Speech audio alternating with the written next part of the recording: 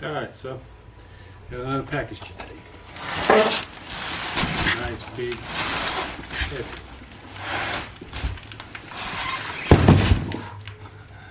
That wasn't good. That wasn't good at all.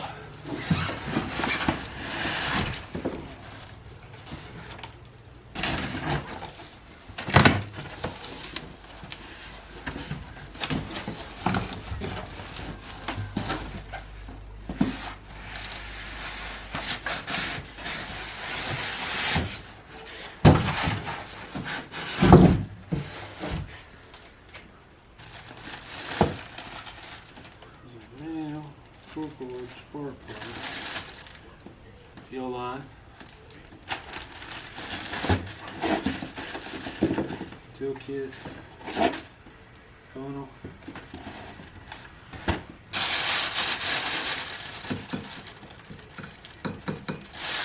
metal prop.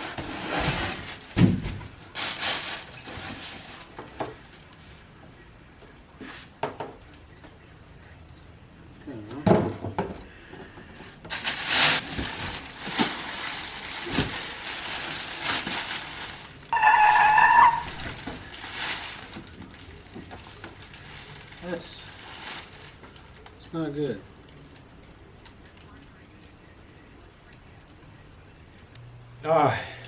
So just a little update on what's going on.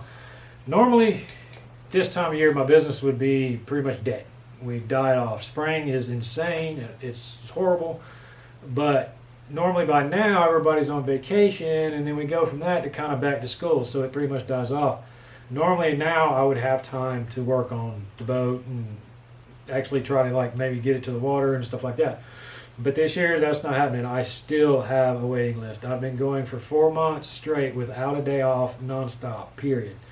Work all day, have some salt bath, get up and do it all over again, trying to keep up with the backlog of orders I've had.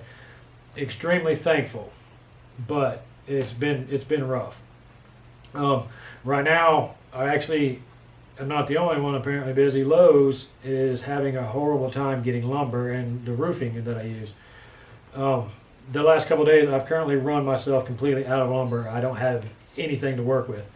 So I've been doing a little bit of stuff with the boat, trying to figure out like what I'm doing with the heaters and stuff. And today, supposedly, hopefully by the end of the day, I will have more lumber and it's going to be back to work. But until that truck gets here today, what we're going to do is fix our brand new broken motor. So here we go. What this was, if you see in the prior clip, is this motor arrived with a busted skate. That's what it's supposed to look like. It's an interesting situation. I immediately contacted the guy, and he got back to me really fast. And what we run into is the problem is to shipping. To ship it back would have been like $180 or something. An insane thing. The guy would have not made any money. He would have probably lost money. It would have been a pain in the butt for me as well. It's kind of like my fault because UPS delivered it. It was broken. If I would have noticed it, paid attention right then and noticed it, I could have refused it, and then it wouldn't have cost us to ship it either way. Because I took delivery of the package and then opened it later and then realized it was busted, we would have had to pay shipping costs. So what the guy offered to do was actually send me the piece to replace it. So he was nice enough to do that. Like I said, I was kind of leery because I knew that this is 5 months later since I actually received this package, and this has been here for several months as well, and I'm over my 30-day return or what have you. But like I said, understanding the situation, and I knew going into work, I'm not going to be able to get to it. So I'm just winging a prayer that everything works out okay. Yeah, bad situation. So what we're going to do now is actually try to see if we can take this apart. Almost. That was a pain in the butt just to get that little thing. It is 98 degrees. This sucks.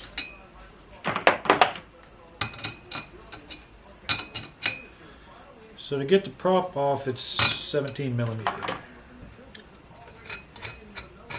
Well, that is not tight at all. Basically could have taken that off with my hand. Alright.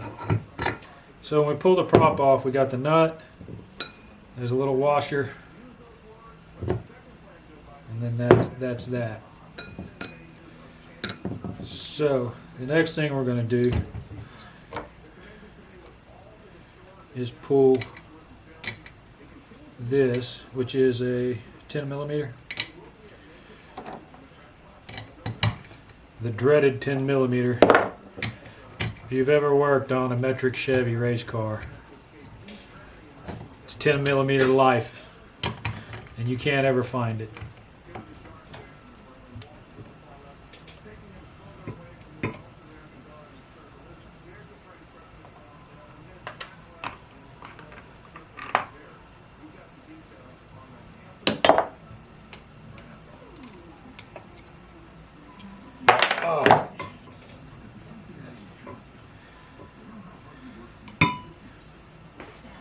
Got this little pin. It goes back into there. Pull this, so we don't have to worry about it later.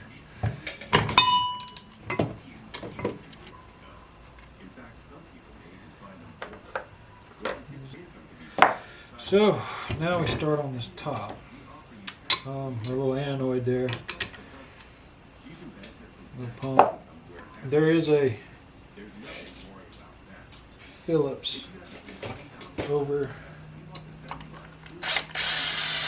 the intake. So we got that off. Let me pick that up off the floor. Next thing is we have our little anoid.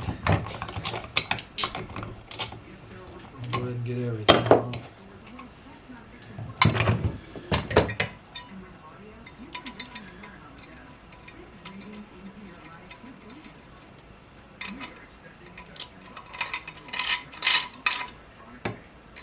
Anoids on, and that's just our fill plug.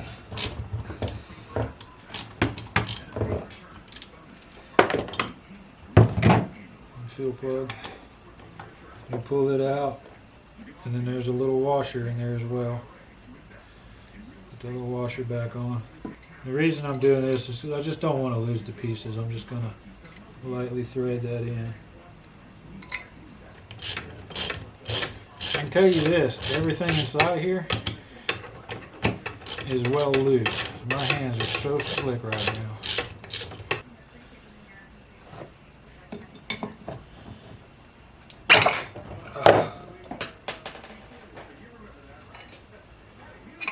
So this gear did fall out of this bottom.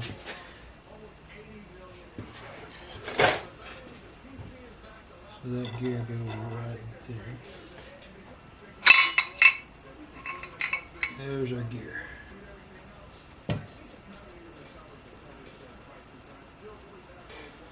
So let's see if we remember what we just did. I'm going to put this gear in.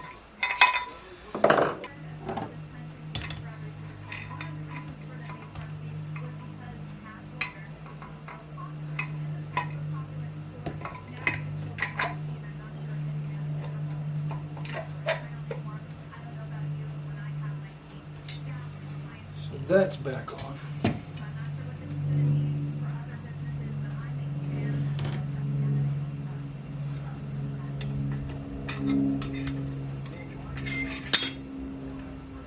Apparently,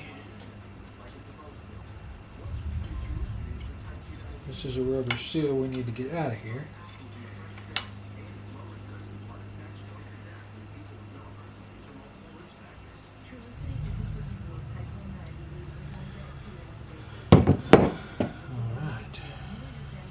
Rubber seal in. Now we can put this back. I'm going to say, now we know how to change the impeller anyway. Just pull that cap off. And it's right there. So we'll slide him back on. I don't see any extra pieces. Tell me if you do.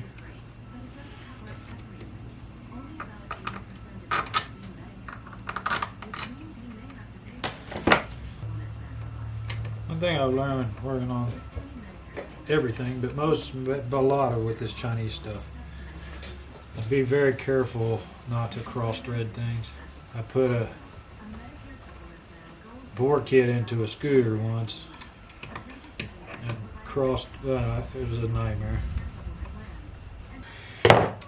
Alright, tighten that back up.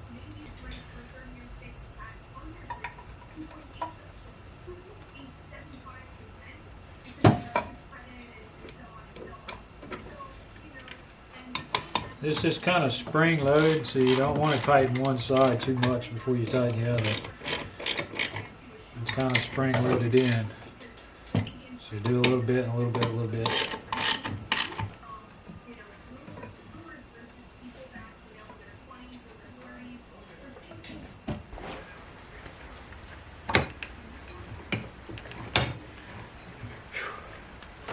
What happened was, I pulled this apart and put everything back together, and when I tightened these bolts down here, when I tried to turn this, it was hard to turn and I couldn't figure it out. I took it apart and put it back together like 6 times and messed with it, and yeah, it was so incredibly hard. I made sure everything was right, but it turns out when I pulled this off, I left a little gasket right here. And it's actually the thickness of that gasket, which you can see. That's it right there. The thickness of that gasket made it set down too far and bound everything up. So yeah, I went back and looked. Then I peeled it off very carefully and stuck it on there, stuck everything back together, and as you can see, it's working fine. The other interesting problem was that little pin that we found down in there that I thought may be a piece of a bearing. What that was is a pin that goes through the impeller to hold it into the slot on the shaft so that it actually spins. That's what that pin was. Unfortunately, while I was trying to put that back in, I shot that pin somewhere across this shop and I have no idea where it went. Just so happens I found another little piece of round material that was pretty much close, so I just shoved that in there and it works. But yeah, that was interesting. I couldn't figure out, I'm like, the impeller just spins. I don't understand. There's a pin that if you look at the impeller, there's a little slot in the inside, and that's where that pin goes, and then there's a notch in here, and that's what makes it turn. I'm tired, it's hot, I didn't catch that. So now what we got to do is finish putting this together. I dropped this piece. Like I said, this one goes in, and then there's a little groove that it lines up on. So that's back on. The other thing is your thrust washer. This cotter pin would be nice if it was, oh God almighty. I'm over this. So now the hard part is to try to get it back on the motor.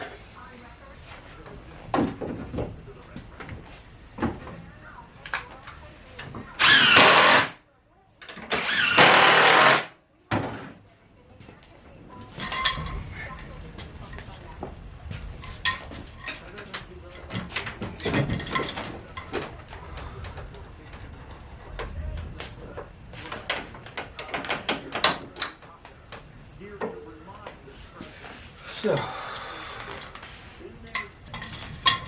oh man, it's a nightmare. That's the problem, I can't get that thing to go back in. Okay, so this has been a complete nightmare. What I did finally figure out, I've had such a hard time getting this lower unit back on this motor. the thing is, like when the guy first told me, I was like, oh, let me see how easy. So I pulled it out and I pulled it off. Since that day, I've never been able to get it back on. Well, I finally, oh, my arm is killing me. I looked and it turns out that this is the exact same thing as a Mercury. So if you need help, you can look at the Mercury stuff and it's built the same way. What I figured out is I kept trying to force this on, and I actually forced it on, then I couldn't shift. The shifter was just locked up. I couldn't figure out what's wrong. What had happened is, initially, this right here, when I tried to push this on the first time, I didn't notice this, but I actually bent this rod a little bit. If you can see earlier in the videos, the rod was bent just a little bit, and that was causing it not to go through this hole. Once I got this, I put it in the vise and bent it back. As you can see, when you shift, that goes down to the bottom, comes back up, and then pushes up your lock. This is the reason it comes up. Well, what I was doing was hitting the edge, and that's why I couldn't get it on. And being an idiot, I got it close, put the screws in and forced it, and it bent it bad. And that's when I realized, like, wait a minute, something's wrong. So I had to put it in the vise, straighten it back out. I got that in. The thing actually just slid right on, no problem. And now it shifts just fine. So yeah, I'm so glad to have that done. I fought so bad with that, but basically, yeah, that's what it was the whole time. Is I had that rod originally when I tried to put it in, I wasn't paying attention, and it bent, and it wouldn't go through that hole, and that's what was causing that whole problem. Once you get that rod to line up, you basically put it in as straight as you can. You pull the engine just a little bit to get it to line up, and then shove it all the way up in there.